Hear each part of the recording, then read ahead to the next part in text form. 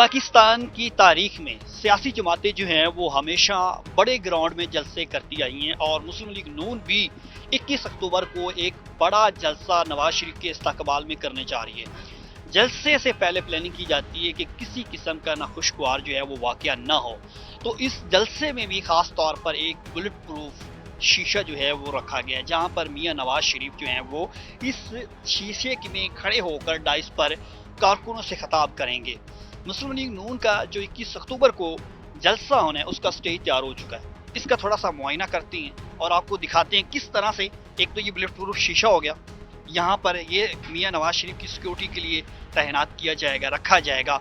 और ये इस वक्त मैं स्टेज पर मौजूद, ये जो आपको मेरे अकम में स्टेज पूरा नजर आ रहा है, 120 फुट इसकी लंबाई है, जबकि 20 फुट जो है खाली इसकी चौड़ाई है। इसी तरह से यहाँ पर सीनियर क़यादत बैठेगी और पंडाल में उनको एक व्यू जो है वो नजर आएगा।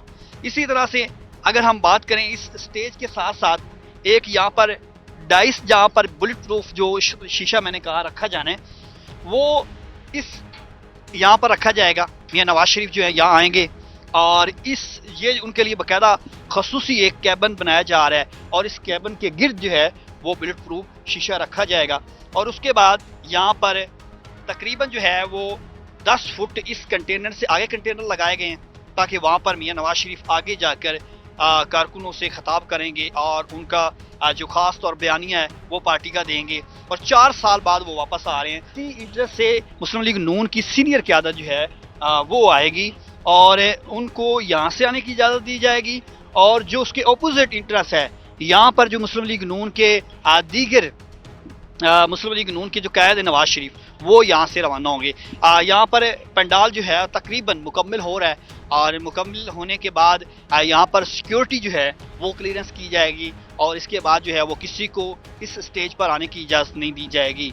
इसी स्टेज के ऊपर हम देखें तो एक बड़ी स्क्रीन के लिए ये काम हो रहा है। इसके साथ ही कंटेनर्स लगाए गए हैं जो तकरीबन 40 फुट जो है उनकी ऊंचाई है और उसके ऊपर फिर जो है वो ये स्क्रीनें जो हैं वो बड़ी स्क्रीन लगाई जा रही है। उसके नीचे ये एक पूरे जो फ्लैक्स है वो मियां नवाज शरीफ की तस्वीर के साथ लगाई गई है।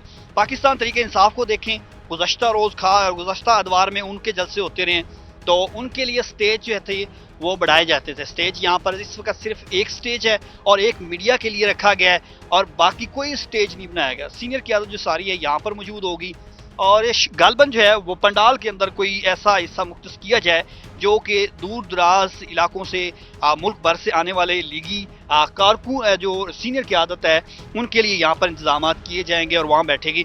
यहाँ से अगर कैमरा मैन दिखाए, सीधा बिल्कुल ओवर ब्रिज नज़र आ रहा है। ये ओवर ब्रिज इमरान खान का जब जलसा हुआ था तो तब भी ये ओवर ब्रिज मौजूद था और इस पर कारकुन मौजूद थे।